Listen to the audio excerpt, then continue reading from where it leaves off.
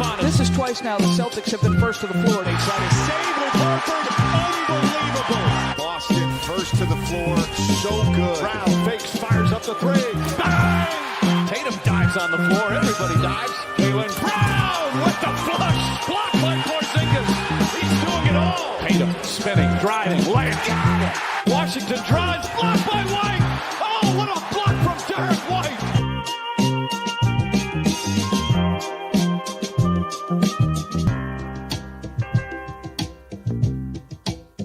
All right, welcome in. First to the Floor podcast. Ben Vallis here, along with Jake Eisenberg. And Jake, some great playoff basketball these past 2 days, but maybe we can start here. Like if you're a Celtics fan, perhaps a little troubling.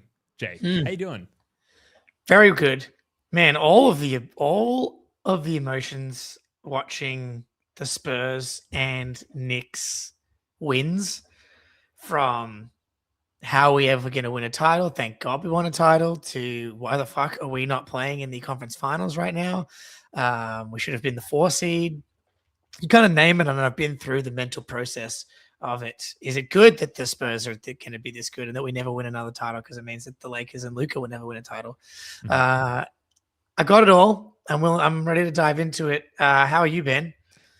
Yeah, good. I have always had this affinity for the Spurs. I just have always there have been times where I've felt like we're kindred spirits, cross conference kindred spirits, and then there have been times where the Spurs have very much outclassed us, but then our classiness predates the Spurs' existence as well. So therefore, generally even, although some rightful recency bias heading towards the Spurs there, but I just like the way they do business, man. Like on and off the court, I've always loved them, and so back when Wemby landed in their laps, I was glad. Like of all the people vying for draft position to land Wemby, I was so happy that it went to the Spurs, because I knew that they would like nurture his like talent and potential like trajectory as a player. Whereas, can you imagine if you went to like the fucking Kings or something? Like no.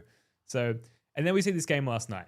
And just absolutely incredible. I don't know where to start. The Wemby, like the shot, there are a few shots in NBA history that you can call the shot. And do you think this Wemby bomb qualifies?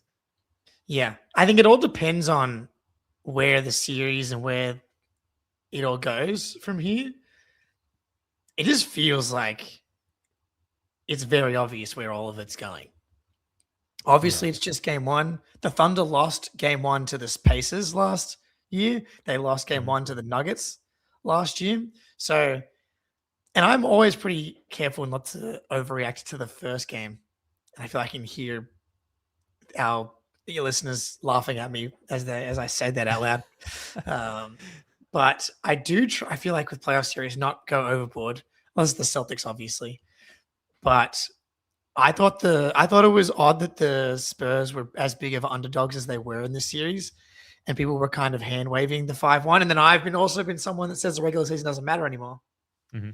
But Wemby's just proving to be this one of one. Like, I think he's already the best defender ever when he's on the court. I wasn't there for Bill Russell, so I don't know for sure. But it's not. It's just like it's a dimensions thing. It's an athleticism thing. When you're that big and you're that long and you're that good at reading the game, like he's had all of the best games in the playoffs so far, between like 37-15 and 5 against the Wolves in game 2, or like the 12 blocks even in game 1 against the Wolves. This game was like 41-24. 3 assists, steal, 3 blocks. The numbers don't even really do it justice, to be fair. Like the possession to possession dominance. I was actually explaining it to my wife using like the Zach Lowe thing, where he was like, Kawhi defensively can be schemed away from. Mm-hmm. And that is the argument against defense being as important as offense when you're ranking players. Wemby, more than anyone I've ever seen, is impacting every possession before. And I've never thought I would the coolest part about it for me is that I think we're living at a time, and we get to be like in the prime of our basketball watching lives when I never thought anyone would ever touch. Like, I thought it was cool that we got to see LeBron because like we miss Jordan, miss Kareem, Larry, all the guys that are like Bill Russell, like the top kind of echelon pantheon in the Bill Simmons pyramid. Mhm. Like the floor to me feels like top 10 all time right now for Wemby, assuming he stays healthy. Oh yeah. Yeah, and like still so much has to go right. Like he comes in with like insane dimensions, just dimensions porn. It's As a dimensions guy, unbelievable. I could never have thought in, like you said, like in our lives, that especially in the prime of our hoops watching lives, that would see someone that talented, let alone with such dimensions. Things still have to go right, and we've seen with guys bigger, big men, that they do have health concerns, and Wemby had like the blood clot thing and had a couple of sort of lower extremity issues, but like he just looks amazing right now. And he had like a first of the floor moment. He had this like physical dominance and tenacity, and I was thinking about watching him like the off-season stuff with KG and like was it the Shaolin monks and like all this crazy shit. And he has this like he could be so good and so popular and so marketable without this awesome personality that is like clearly blossoming as well. And he brings that as well as just this like alien thing. It's an amazing thing to watch. But then all of that is one thing, and then to put it together like he did against the defending champs, against like an incredible defensive, really an offensive team spearheaded by Shea, who we'll get into, and Stephon Castle having like the best 11 turnover game of all time. But Wemby, just the way that he put it together against like a really formidable opponent, so young early in his career and his first ever conference finals. Like I could go on and on and on clearly, but it's just amazing on all fronts. Yeah, that's the moment at the end of the game where he's just like superhero posing. Yeah, dude. Yeah. And all of his own teammates are like a fangirling. And then Kelly Olynyk's there as well. Yeah, and I saw Sleeper Wizards on Twitter be like, I can't believe he gets to enjoy this. And I didn't realize Wizards fans were still this mad at Kelly Olynyk. And so that brought me a little bit of joy. That's awesome. But yeah, cool. There we go. All of his, like, De'Aaron Fox is just over there being like, what is happening? Who is this person? I'm so glad I signed a terrible contract that they won't be able to trade so I can stay here for the next 4 to 5 years. And then, he's talked about how like he is aware that he has very outlier gifts and it would be a waste to not take complete full advantage. And that makes me so happy because I get so upset when I meet someone who's 6'7" and I ask them and I try not to ask directly if they play basketball, but I find out one way or another. Yeah, they're aware. And when they don't, I'm like, what is the point of you being 6'7"? Yeah. Look at us. Yeah. It's like having webbed feet and not being a swimmer. What are we doing, dude? It would be so the fact that he's this big, this skilled, and like the health stuff is the only thing that can slow him down, which is a real thing. Bill Walton, obviously the list is incredibly long, but like with Kareem, I think is the parallel right now. That's as the other guy that, who's pretty, consensus top 3 all time. He was like famous for getting into yoga and like being really revolutionary as far as how he maintained his body. And we have like the videos of Wemby doing like the full pancake head to ground stretch before he comes into the league. Like he has been in the hyperbaric chamber preparing his body in every possible way that he can. And so that's cool. Troy in the chat just making sure I got that wrong. He lets everybody know that he has web toes and that he's a very slow swimmer. Is I think an important part. And Rivens in the Patreon the other day in the chat, shout out everybody that's here late night with us. Rivens was like, Jake, Wemby, he's not ready for the physicality. And I was like, Rivens, I disagree respectfully. And Rivens is saying, I'll admit it. I got it wrong with Wemby. That's okay. I'll hold that one against you like you hold the Pritchard bitch on Pritch episode against me for the past 3 seasons for the rest of your life as well. So now we're even. So every time you bring that up, just remember I'm going to tell you that you thought Wemby wasn't going to be ready for it. But Yeah.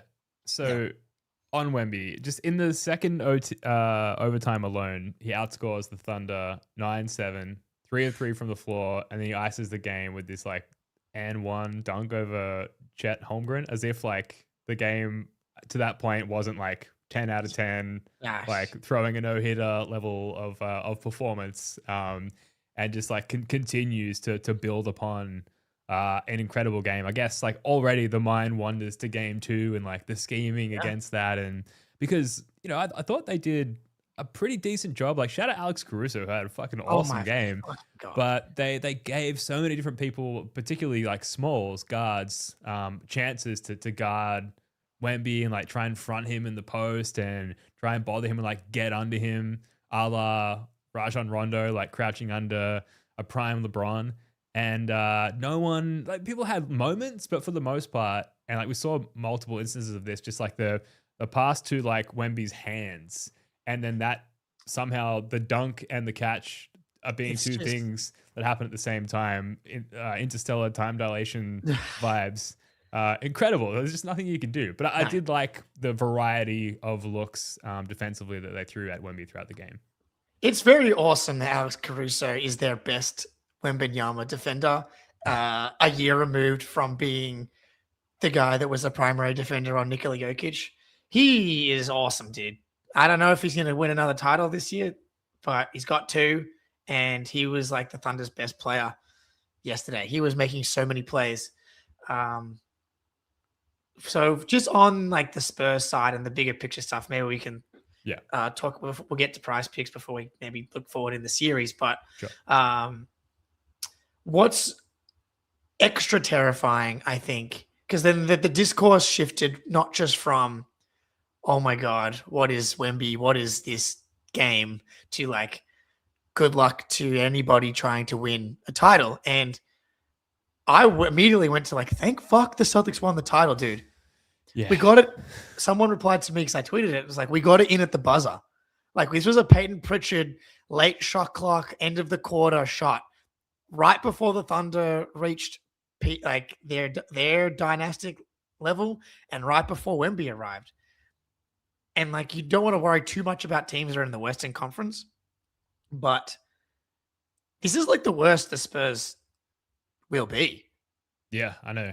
That's the scary part. And I think I wouldn't be as like scared or like freaked out if it was just Wemby. Like if he'd gone to the Kings, I'm sure he could have dragged them into relevancy. That's the type of guy that he is.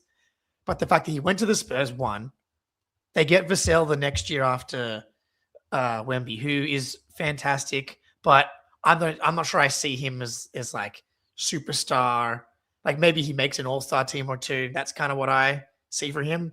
But the Dylan Harper piece is what really fucking hammers it home for me, because Wemby's obviously going to be this guy. But no one can do it alone, right? There's a reason LeBron went from Cleveland to Miami the first time. Unless you surround these, like no one can do it alone. That's just how this team sport works. Dylan Harper at 20, he's like already one of the best downhill attacking guards in the entire NBA. Really fucking good defensively. Had 7 steals last night. Like that's what makes it scary to me. Because then Castle becomes like the third guy. And Dylan Harper, all of a sudden, I'm looking at like, did they just draft Shea? Did they draft an MVP level guard? Because I know he was 8 for 20 last night, but that fact that he's 8 for 20 despite going 7 for 7, 1 for 7 from the field, still got to the line as much as he did, knocked them all down, 11 ball, like completely ridiculous for a 20-year-old.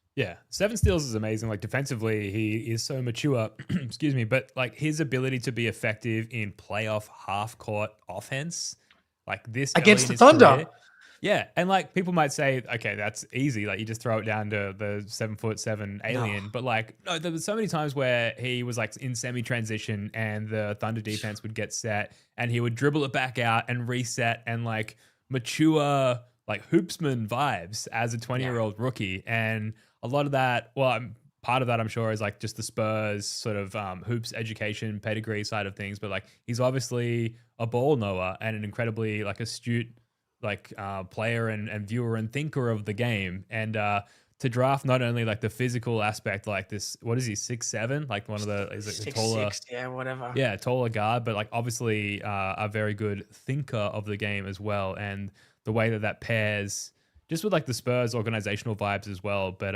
the rest of the team is incredible. Man, they're so deep. Like I really liked Devin Vassell's game. I thought that Keldon Johnson, who I've never been overly impressed with, I thought he played a really nice game off the bench. And yeah, Stephen Castle, like we do have to give him his flowers for many reasons. 11 turnovers, but I thought he did maybe as good a job, if not a better job, than anybody of guarding SGA like all time.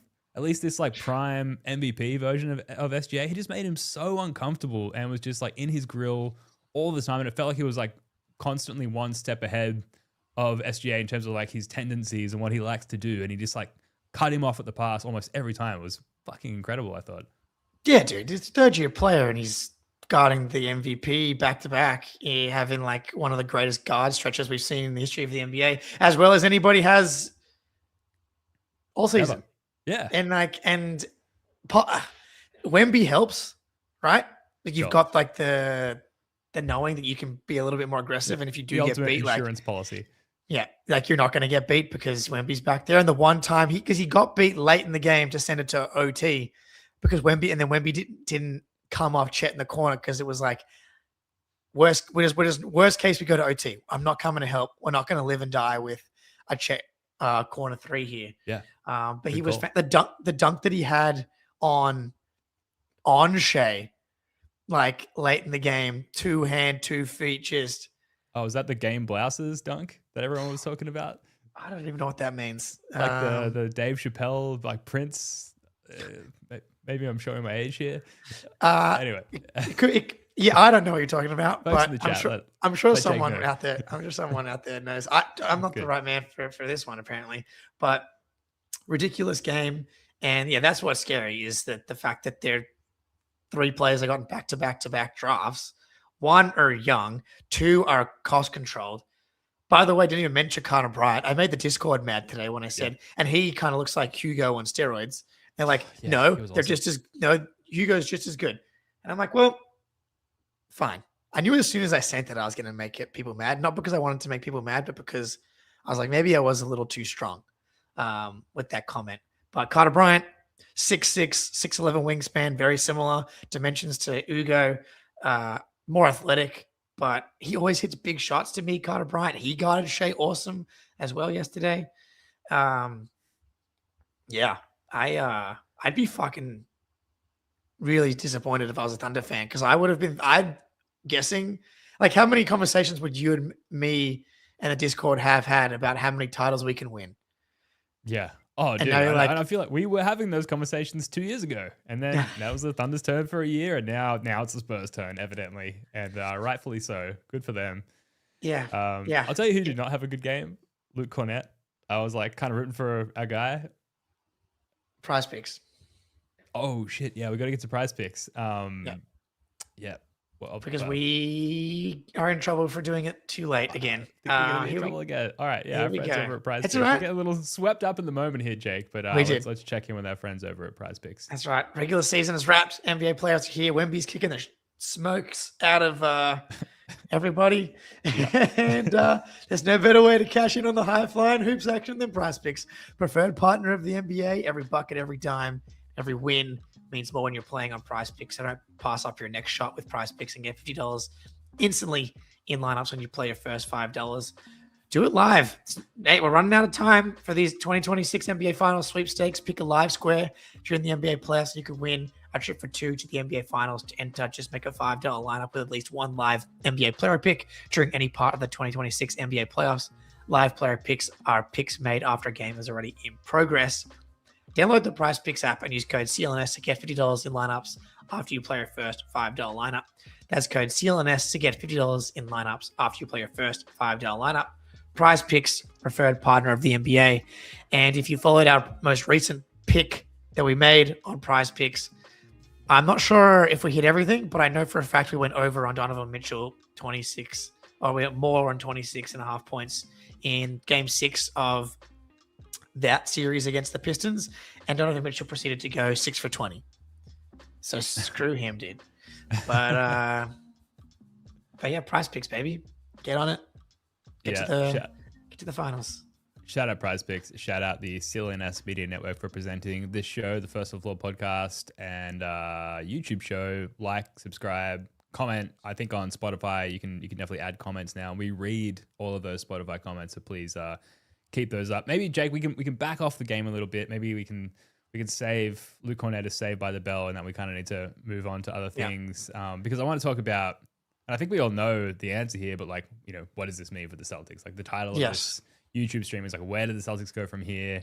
And like, does it just mean that we're fucked now? Basically, like, like Tatum could be awesome, he could get even better, and it may not matter. Like, what do we do? Basically, yeah, problem. Well, I will say, I do think that that Tatum is a better suited superstar to play against Wemby.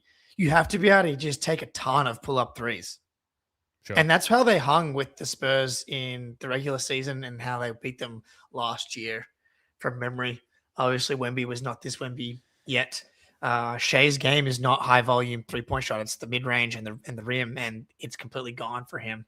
But all the Giannis talk, everyone's had their opinions. It certainly feels like to fight. It's like an arms race. And I'm watching a TV show called Invincible on Amazon Prime right now. I'm not sure if everyone's seen it, but it's like a blend, but it's an animated superhero show. It's like a blend of Avengers, The Boys, Rick and Morty. I love it. But there's like constant just supervillains invading Earth. And like the only way to fight aliens is with freaks of your own. And as much as I love Jason Tatum, he's not like, he's an anomaly, don't get me wrong, but he's not a freak. Not a Greek freak.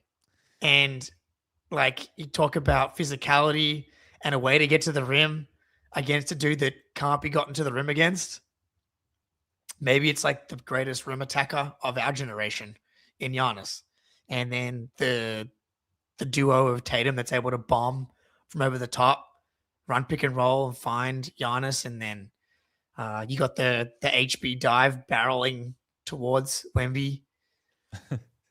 It feels like you kind of have to make the move now. That's what it felt like watching game one. Obviously, you're not making your decision off that. But like, sure. I don't know how you watched that. Because I saw people say the opposite and say you don't want to do the Giannis thing even more. And I don't know if I agree with that. I'm curious to get your thoughts. But when I was watching it, I was like, I would imagine pretending like you're closer than you are is going to be a huge mistake here. Yeah, and especially like watching the Thunder, I know they ended up shooting just under 38% from three, but there were huge early stretches of the game where they were like bombing and missing, like especially, but basically everyone except for Alex Caruso, and it felt a bit Celtics-y, like that they knew that they needed to chuck up a bunch of threes to kind of avoid the Wemby situation, and they weren't going down, and they fell behind early, and I felt a closeness to the Thunder that I had not felt before. And Brad Stevens said in his press conference, and I think we've all felt this after round one, like that was a bit shit. That's a couple of years in a row now. I'm kind of sick of losing, like literally dying by the three. Like we do need the HB dive, as you said. So that was kind of like, I think the initial reactive vibe coming out of the Celtics early demise. And then we see the Miles Turner stuff and the sort of cultural stuff and the calf risks with Giannis. And we think, okay, maybe he's over the hill. It's not worth it. And then we see this game, and you said it better than anyone I've heard say it so far, Jake. Like, we need our own freak. And now I'm like immediately back in. And this is the fun of being an NBA fan, the ebbs and flows, where it's like, fuck the culture, calf muscle, like get Nick Sang on that. He's proven his worth. Like we need our own freak. And like Giannis is, getting older, but he's not old yet. Yeah. And if we want a chance while we've got the Jays, or at least one of the Jays, on board, then this is probably the move, because there's no other freaks out there essentially who are going to be as available as Giannis is right now, it seems. Yeah. The other side of it is that you can like whatever percentage chance there is that the Western Conference juggernaut like isn't healthy, isn't good enough. Yeah, Rivens hates the Giannis talk. And that's fair. But if you're trying to compete with the teams that played in the Western Conference Finals last night, yeah, you're gonna have to get a lot better. And I don't think signing a mid-level big and drafting with the 27th overall pick gets you there next season. I'm not against that being like a stepping stone and acquiring another salary slot as someone you compare with Derek and then Hauser, and then all of a sudden you're at 50 plus million. There's different ways to go from there. But the other side of it is like you can't worry too much about the Western Conference side of it, and just thank the Lords that both these teams are in the Western Conference. And like if you can win the East, you're gonna have a chance, because all you got to do is, to quote Bill Simmons, go 4-3 in the finals, and Checks you out.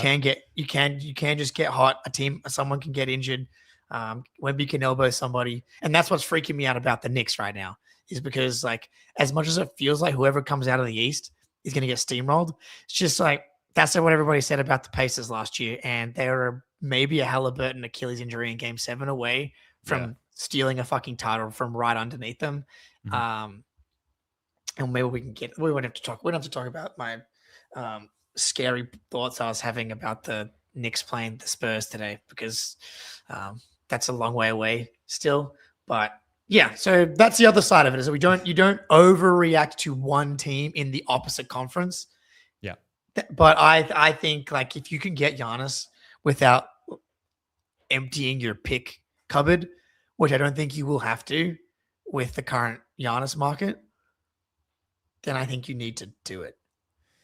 Yeah, I certainly like we have the luxury of, if nothing else, of watching a few more games of this series and like allowing that to sort of calibrate our stance on this. But yeah, one game, you're like, shit, we need a freak of our own. And I don't know, there's going to be some competitive offers out there for Giannis, but we've certainly got like an upper echelon offer of our own. And we'll see what Jaylen Brown continues to do this offseason as far as helping push that narrative along. But there's certainly been some things. Maybe, I don't know if you, before we get into the Jaylen Brown, Stephen A stuff, because that is something that has happened last time we did a pod. It's probably worth touching on. Unless you've got anything else on the Spurs game or like the Celtics reaction to this like seismic NBA shift. I don't know. I didn't get a chance to catch the Knicks Cavs game today. I know you did. And that's probably has even more immediate relevance to the Celtics, given we share a conference with them. What happened there, Jake? The Cavs saw the Celtics in games 1 and games 2 of the 2025 playoffs and said, "You thought those collapses were bad? Watch this." Watch this. And to those in the chat, there's a couple of you now, Steve and Rivens, we love you, that are anti-Giannis. You're very entitled to that opinion. Please lay out your plan for beating the teams that we have no chance of even reaching right now, because we just lost in the first round and then the second round last year. Like, we need to be realistic about how far away we are right now. And I think Brad Stevens will as well. But the Cavaliers were up 22 points with 7.5 minutes to go. The biggest Knicks comeback in playoff history. Damn. I'm trying to find it here. 7 minutes and 52 seconds. Harden hit a free throw. He missed a second free. They missed 4 free throws in this little stretch when like the Knicks were coming back to begin with. And so first I have an announcement. Fuck Adam Schefter for tweeting about basketball. Had all my notifications all sorted. And then I'm avoiding the score. And then I see Adam Schefter tweet, because I'm like, keep an eye out for the AJ Brown news, of course. And he's like, biggest Knicks comeback in playoff history. Why are you tweeting about the basketball? We don't need you to tweet about the basketball, bro. Yeah, what the fuck? What are you doing? So I actually think it made it worse to watch the game knowing I'd seen the first half at this point, and the Cavs were looking like pretty good. I didn't, and then they went on this run, and I was like, I kept waiting for the Knicks comeback to start, because no, it has to start now. It didn't start. I'm like, how did they on? And I was like, it only got worse. I was like, this horror movie's about to get worse. Yeah. And it kept getting worse. James Harden was just getting abused. For some reason, the Cavs weren't attacking Bronson on the other end, who had 5 fouls, and was obviously the driving force of bringing the Knicks back into the game. Joe Mazzulla masterclass. It was a horrendous coaching performance down the fourth quarter. Yeah. But yeah. Is it like it's like worse than being down 0-1? It's like being down 0-1.5 because of the downshift in vibes and morale as well. Like to be so close to like, okay, this is the one. Like what looks like we're gonna get the one game on the road here in what will probably be a long series, and then like you essentially had the game in the bag, and then you lose. Like how do you bounce back from that? I know like if you asked anyone on the team, they'd be like, we're professionals. Like you leave it behind you bounce back. But like that is a tough thing to shake off, I would imagine. So that's tough. It is, but Mitchell, Harden, they've been through some fucking Harden, dude. 5 for 16, 1 for 8 from 3, 6 turnovers. Yeah, they needed to win this game. Yeah, that's what I'm saying. They needed to win. That being said, obviously they came back from 2-0 against the Pistons. The Knicks are a much better team. Yeah. How much of it was rust today? I mean, I know I talked to you about this, right? And I was like, how much are we overreacting to just shooting variance? Mm-hmm. And I know that it's killed, and we don't want to talk about it because it's ended the Celtics season so many times.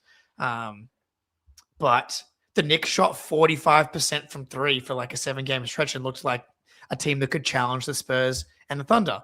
It's like, yeah, if you shoot 50% on wide open threes for like an entire series, like the Miami Heat did in 2023, then yeah, you can fucking hang with anybody pretty much. And even on the contested stuff.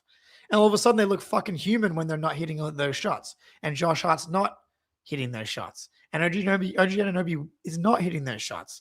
Because I was like, there's no way he can keep that going. And he didn't tonight. But at the same time, you kind of expect a bounce back offensively from some of the Knicks. Mm-hmm. I kind of like the matchup for the Cavs in some ways. Like Mobley can hang with Cat, and Mitchell should be able to attack the Brunson and Cat actions and stuff like that. So I think they can hang, but we felt it last year against the fucking Knicks. Like the margin of error is not there like it is for the Spurs to lose game 1 against the Wolves. The margin of error is not there for you. Mm-hmm. Totally. And yeah, you may have just signed your death for it. Yeah, you may have just fucked yourself. And I've said in our like mod Discord today, I was like, a Cavs win would nourish my family for generations. Yeah. And I checked the score. I was at work. I checked the score, and 7 minutes to go. Cavs up 20. I was like, sweet, amazing. I popped into the Discord. I was like, sucked in, Knicks. This is amazing. And then I like went and made a sandwich and came back, and the Knicks were winning, and that was it essentially. So that sandwich did not taste good, I guess, is the point I'm getting to. All right, well, we can probably leave that there. Obviously, we'll be keeping an eye on that. We've found out we've rounded into a position, Jake, where we have some good thank watch scenarios. I wish playback was still around, because between loving the Spurs and hoping the Knicks lose, we've got some teams to get behind. And I'm starting to feel the passion for the game come back after just the doom spiral of the Celtics losing in the fucking first round, which still hurts to say. Jaylen Brown, Stephen A. Smith. I don't know. Like I'm not as prepared for this podcast as I should be. I don't have any notes on this. It's just the thing that bothers me is, and again, no one should be too Jaylen prepared Brown. for this segment. No one should be too prepared for this. I love Jaylen Brown. Like I'll say that every pod because it's true. But this whole thing of holding Stephen A. Smith to this standard of reporters, like the E in ESPN doesn't stand for entertainment, is kind of, it's a little bit ridiculous. And like if Stephen A. Smith is going to come out with like the most clickbaity angle possible in anything that he says, including his now response to Jaylen, which seems like a threat essentially, but like really it's just for clicks and like, oh, he said that? Like people are going to click on that. That's what he does. That is his job, is like engagement farming. He's one of the OG engagement farmers. So like kind of don't be mad. Don't be surprised if like he's not coming out talking X's and O's and like analyzing your performance in your game, because it's just like not what he does. Not what he does at all. It's like dropping off the kids to school in the Lambo. Like you're better off taking the family wagon. It just doesn't make any sense. It's the wrong. He does fucking suck. Yeah, I hope he's talking about Stephen A. Stephen A. And I know Spoonie agrees with me here, is like objectively good at his job. He's good at what he does. Yeah. So like, don't be mad at him for not doing what he has never done, I guess. Yeah, he's an idiot, And like some of the shit that he says is completely ridiculous, but like he is the GOAT of his job. Like Skip Bayless, Colin Cowherd, Stephen A sits atop the mountain when it comes to rage baiting, engagement farming, as he said. And like Jaylen is losing this, like you don't win this battle. Like it's very surprising to me. Someone like Jaylen who's so thoughtful and intelligent. It's like, think about your two goals in life, right? Jaylen, what are Jaylen's values and goals? Like I feel like we know, like the community, being the best basketball player, teammate, etc. Riven's GOAT of speaking shite. Couldn't agree more. And they're both speaking shite right now. Because like this is what we're doing right now. We're not anywhere near the Mount Rushmore of shite talkers. We can hang. I can hang on Twitter with some of the best every once in a while, but Stephen A is going to kick Jaylen's ass all season long. 82 game player, 16 game player at this game. Like, what does Stephen A want to? Of course, he wants these clicks. He wants these. He wants like this. This is a weird time of the season of the sports calendar coming up, and Jaylen's just shoveling fuel and money directly into the pockets of Stephen A. Smith. Like, this is not helping Jaylen at all. Like, no matter if everybody agrees with Jaylen, and everybody does, I think for the most part, agree with Jaylen. Yeah, everything that Stephen A. says is making the entire human race worse, dumber, rotting our brains one first take segment at a time. That is all true, but but you're still losing. On one hand, the optimist in me is like, it's a dying profession, because the average IQ of the average hoops fan, I think, is increasing. Like, people like data baller and like analytics and player tracking and thinking basketball, and I think that sort of stuff is trending up. But like, people also love like scrolling reels rather, like on the shitter and just like mainlining trash. That doesn't seem to be changing. And as long as that's the thing, then Stephen A. Smith is always going to have a soapbox to stand on. But I think maybe sticking with the optimistic side, there's a non-zero chance that Stephen A. Smith just like goes on Jaylen Brown's live stream. Like, that could happen. That would be fun. That would be good content. I think.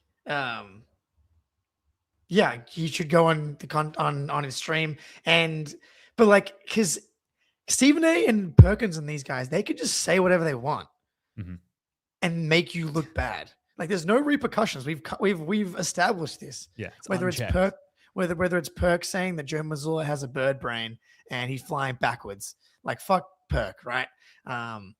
But now all these guys are going up there saying like, why is Jason Tatum not on your live stream? And us, nuanced thinkers know that Jason Tatum doesn't go anywhere that's not a very filtered, manicured media environment. He's not going on a Jaylen Brown stream. That's not what he does. It's not how he operates. And then Perk can go up there and be like, hey, by the way, the rest of the Celtics don't fuck with you. I'm hearing X, Y, and Z. Again, completely unsubstantiated shit that he doesn't have to source whatsoever, which goes all the way back to Jaylen Brown's like, state your source beef that you had with Stephen A. Smith. You can say, they can say whatever they want. And I think we're probably in an echo chamber of people that are getting, I think the people that were smart NBA people are getting smarter, but I think the dumb people, the casuals, are not getting smarter at all. Yeah, that's fair.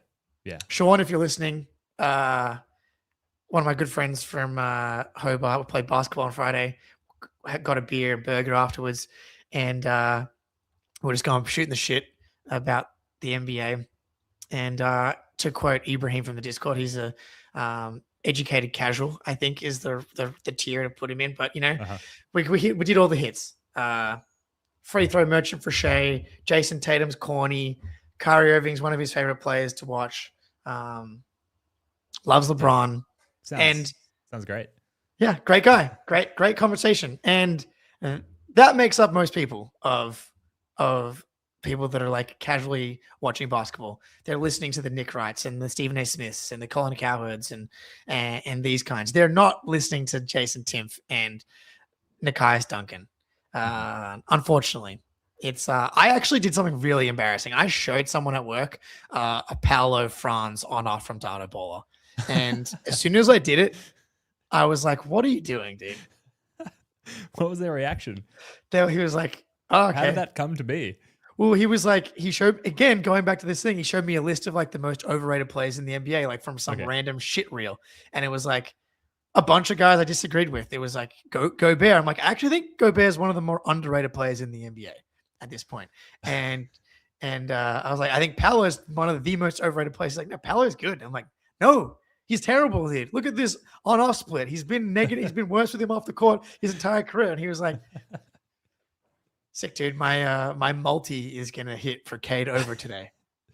That's so good. And like, I know you. I know how quick the data baller pull would have been. Like, phone coming out of the pocket and the stats are so good. I love that. I love to think what was going through that person's mind as I was like, oh, shit, what have I done? Shout out, Zach. It's snared in the web.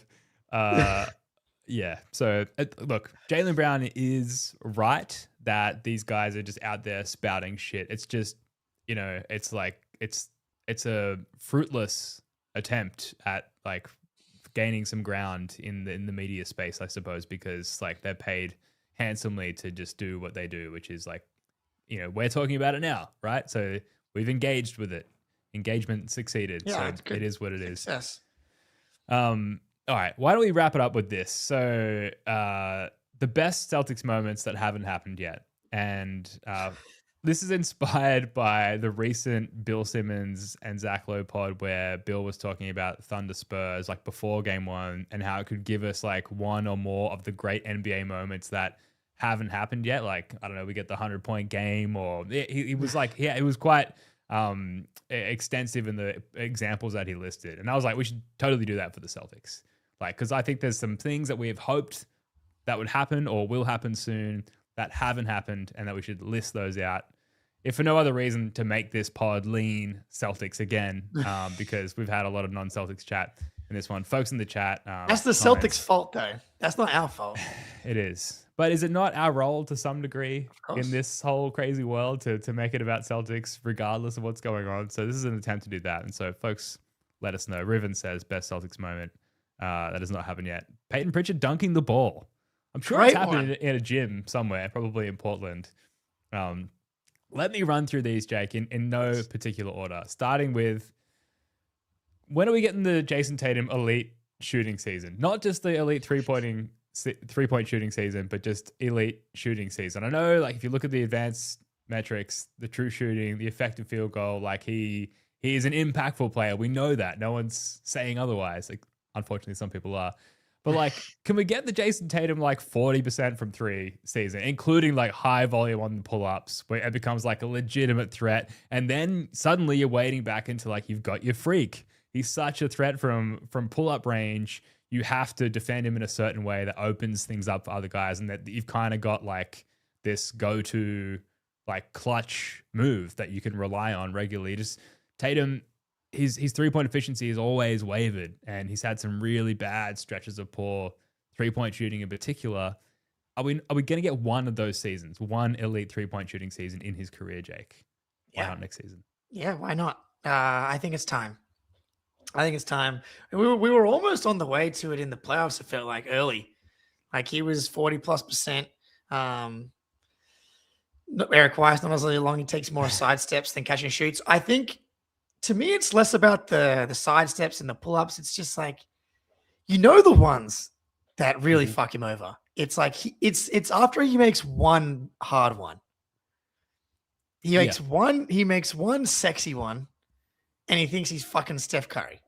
That's if he can just you got to earn takeover mode. You got to earn. There's flame shooting out of his fingertips, and he thinks he's got it. Yeah. Like one make early, it's like the screen's starting to vibrate on the video game, but it's not fully and then all of a sudden it's really gone nuclear. You just got to really earn the nuclear moments. It's this from Eric Weiss again, the old one make heat check. Like you Yep. don't get Loves to take it. the heat check off one make. It has to be Yes. earned. The Peyton Pritchard, I'll couple these in together for the sake of time. The Peyton Pritchard All-Star berth and or the Derek White Depoy and or All-Star berth. Can one of those guys get one of those things? We've at least flirted with a few of those ideas, and shout out, Noah Dalzell for being the impetus for anyone thinking Peyton Pritchard could potentially make an All-Star game, and that's certainly come more into the spotlight based on his recent performances, but not out of the question.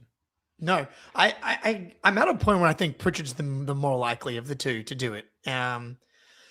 Just because his offense continues to evolve, and maybe I'm being a prisoner of the moment with Derek White's scoring season, but I think part of it is just natural aggression. Riven's in the chat here. He was the first Peyton Pritchard believer. He will remind us. People, sorry, Rivens, we forget that you birthed Peyton Pritchard, I'm pretty sure. But like the way that Peyton Pritchard has continued to expand his offensive game now with the mid-range stuff, the problem is for either of these guys to become an all-star, it's going to require a consolidation trade, and can require a consolidation trade for a player that doesn't also become an all-star, which would be a bad consolidation trade, I think. Yeah, I hear you. Like, kind of like less desirable things need to happen for the very desirable thing, which is Peyton Pritchard becoming an all-star, to happen. So, yeah. Rivens, I don't get the same coverage as Noah. Neither do we. So, yeah. Noah's the GOAT. So, I think later in his career, maybe, like let's say we sign Pritchard to this 4-year extension or whatever. He's on the Celtics for the next 7 years, and like the back end of this kind of era where he still, he ages well as a small guard, and he's, in 3 or 4 years, the team's changed quite a lot, and he's like the third actual scoring option. We've got a nice, real, like an Al Horford type big man where he's not going to be an all-star, but he fits perfectly on both ends. And Pritchard's like our second leading scorer, but not like our second most important or best player. That could be a scenario I see where he becomes an all-star. It's like Tatum's still in his prime. You have, I wish it was Al Horford. Bring him back. Maybe it is Al Horford. And the team just fits really, really well, but he has ascended to like legit second scoring option, averaging like 25 a game. Yeah. I see that as a real possibility. Mm-hmm. Yeah, definitely. It could happen. Non-zero chance. So it makes the second long scorer this season. It's a good point. I guess mean with Tatum and Jaylen around. Yeah. Okay. Moving off the court, the Jays announce publicly their friendship. Finally confirmed. And Jason Tatum goes on Jaylen Brown's stream where said announcement occurs. And there's numerous ways that this could happen, Jake. JT's kids getting older. Maybe JT finds himself out on the social scene a little more. Maybe there's an interaction. Maybe they find themselves streaming the same show. I know there's a new season of Beef on Netflix. Maybe they get into that. There's a number of things that could draw them closer together. We've always wanted it. Don't you? You're lying to yourself if you say this doesn't mean something to you, Jake. But do you remember the interview they did? Chris Forsberg was the interviewer, and it was the 2023-2024 season. They basically they did do it, and even then, did they? And that's what I was just gonna say. They kind of tried to do what you said, and they still couldn't do it. I know. That's what I'm saying. So like, can they not just say we love each other for all of us? Thank you, Eric Weiss. They have to genuinely love each other to say that, and this is what I'm getting at. This, again, non-zero chance. You just need a spark, and suddenly they're like, "Well, we've already got so much more in common with the two best players on the Boston Celtics. Maybe we should be friends." Can we finally find some common ground? Can we go out to dinner one time together? Yeah, this is a joke for everybody. That I don't know. I know that the Jaylen and Jason aren't friends thing can be quite triggering for some. But like See that photo on the bottom right of the screen? If you're watching on YouTube, they're hugging each other after winning the title. Yeah. Just show us more of that, but all the time. Counterpoint, I have a work social event tomorrow. There'll be a few drinks consumed. I may put my arm around a buddy as we win our bowls, but it doesn't mean we're friends. That's true. Anyway. True. Champagne can make all kinds of people hug each other. That's true. All right, a few more.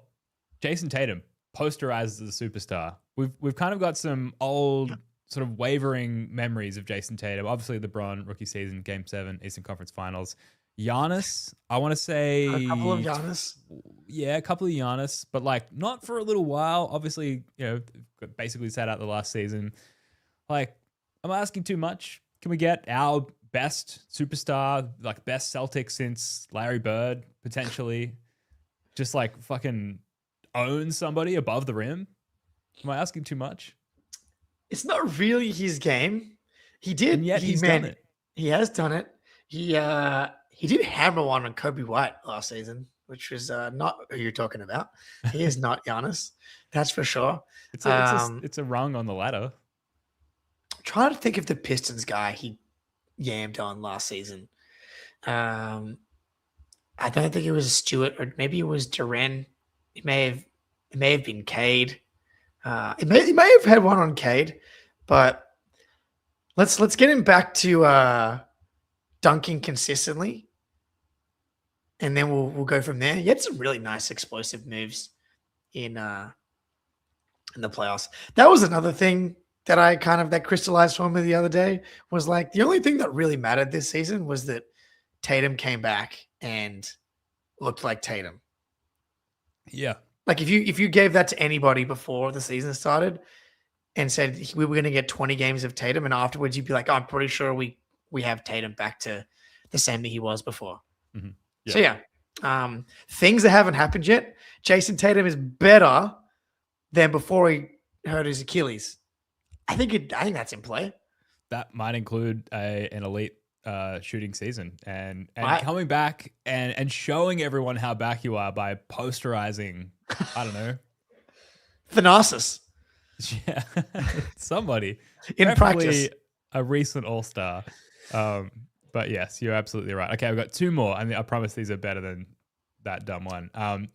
Cooper Flagg denounces the Mavericks, comes to the Celtics. Basically, the Anthony Davis to the Lakers method, except in free agency. So we give up no pieces unless like we need to shed some salary and it actually benefits us to do so.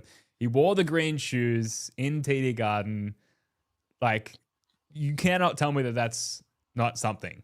Like, it's a pointed display of a head nod, a hat tip to the Celtics. Clearly, he loves the Celtics and wants to play for the Celtics. Can't be convinced otherwise. People might be looking to come east in a couple of years. Mm-hmm. That's all I'll say, especially with the Dallas Mavericks having no draft picks until 2031.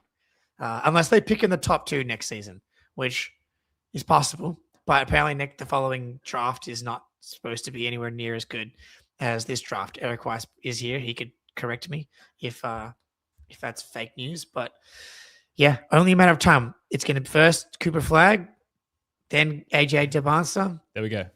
Both green pilled. Yeah, and then that's how we take Wemby down, with Flagg, Tatum, and AJ. That's the move. Rivens has one here. Jake Eisenberg finally touches the rim. We're close, right? I'm so close. But we who among us has not been a couple inches away, man? I think I got a fingernail on the rim once 10 years ago. Who among us hasn't needed just a couple more inches to feel like they're adequate? That's all we need. So we'll see if we get there. Everyone hates the 2027 draft, says Eric Weiss.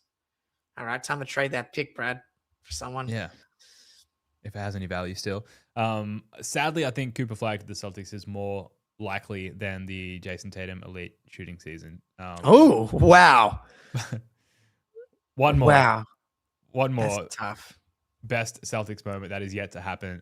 Brad Stevens hits on a bona fide superstar deep in the draft. I think we're starting to prepare the boats. Is it Ugo? Well, it's definitely not Walshy. We're preparing the boats for our max exodus from Walshy Island. Like again, at least from from a superstar perspective, like we're packing down the camps. We're leaving some infrastructure, obviously, because there's value. There's still property value on Moshi Island, but it's more difficult to bring everything off at this point.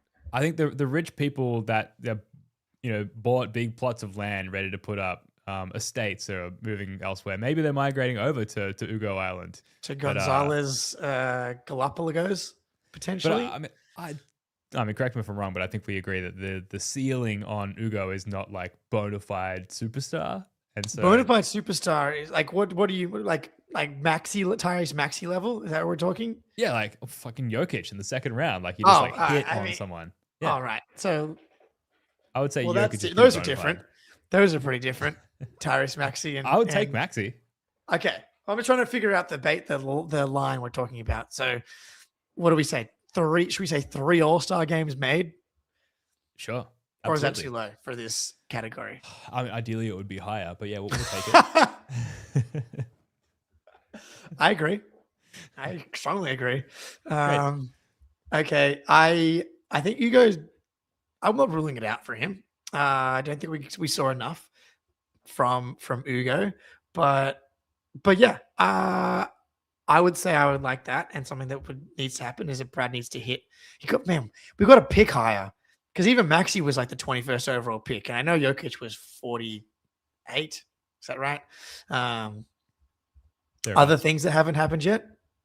Brad Stevens becomes the first GM coach since Doc Rivers became the last GM coach.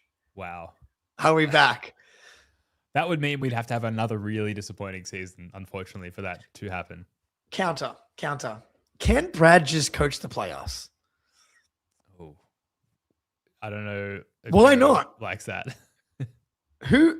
I don't too bad, Joe. Stop fucking sucking butts in the playoffs. Yeah. Can we get an earpiece? I've long called for the Brad to How is there not an earpiece? What are we doing, Brad? Hey, play Jordan Walsh, dude. Jason Tatum's at 42.5 minutes. You know you put Ron Harper Jr. in the starting lineup, right, Joe? And I love Ron Harper Jr. Luka Garza. I still defend that specific one, but it's hard to after what we saw. But it's fair. It did. But the reason for it was to save Cater, and it did lead to by far the best Cater game. So that is why I tipped the cap to the. Maybe it should have been Vooch. Yeah, Gaza. But fuck, what are we doing, man? I know Vooch had been better in the series, but like, fuck, the series was lost in games 2, 5, and 6. Anything else? Any other best Celtics moments that haven't happened? I hope that we get an onslaught of suggestions from the chat in the comments, and we can touch on this. But the thing that might actually happen. I don't think this is a legit non-zero chance. Is it when we said Wemby 40 and slip that Cater becomes a legit 3-point shooter? Oh, okay. Like unlikely is where I sit right now. But wasn't he great in FIBA? Great-ish. He hit some threes in FIBA. I know that. Yeah. He hit one this year. I was there for it. I blacked out, I'm pretty sure. From suppressing your delight? Was that the game that you were on press row? Yeah, I just almost second-guessed myself. I'm like, did he actually make a 3? And was I there? Yeah, I was. I yelled. And Robbie Hoden was like, that's funny that you're yelling. But I don't, because if he became like Brook Lopez couldn't shoot. If he becomes a Brook Lopez level shooter and improves on the other stuff and the fouling, we might be back. That'd be huge. So that's a good one. Yeah, that is a good one. Well, folks in the chat, I'm sure we've missed some. I don't even want to say dream scenarios because these are all based. At least they have one foot inside the door of reality. I think it's not crazy. For example, yeah, Cooper Flag, AJ Dubin. Yeah, Jason Tatum shoots well for one season. Above average for one season, I should say. That would be very. So, what's the line for you for a season? For that, what do you mean? What for hit? For what's like the number for a shooting season for you? 39, 38? Yeah, I think it's like 39. He has to be a high volume sniper for a season. Yeah. I think. Yeah. Because in 24-25, he shot 10 a game, 9.8 a game, and was 37.2%. But there's valleys and there's peaks. I think that's just the way it goes. Can we just not have that? Can we just Can we just how about peak that? all season? Can we go? How would you take 4 for 11 every single game? Catching at 36.5%. I mean, yeah, right now because we're suffering. I would grab that with both hands, but ideally, it's not an elite 3-point shooting season. No, it's not. So But it is on 11 attempts. It is an elite. Need more than that, Jake. I need more. Well, I think Don't you? I think now I understand why you said that it's more likely the Cooper flag comes here. Because that's tough. I mean, the green shoes say everything to me. All right, we should leave it there before this. I've gets out of had hand. fun today. Same. It's always fun. All right, that's going to do it for this one. Thank you so much for joining us. We'll be back live on YouTube once again in a couple of days. Please like, subscribe, all that good stuff. Jake Eisenberg, love your work, man. Until next time, go Celts.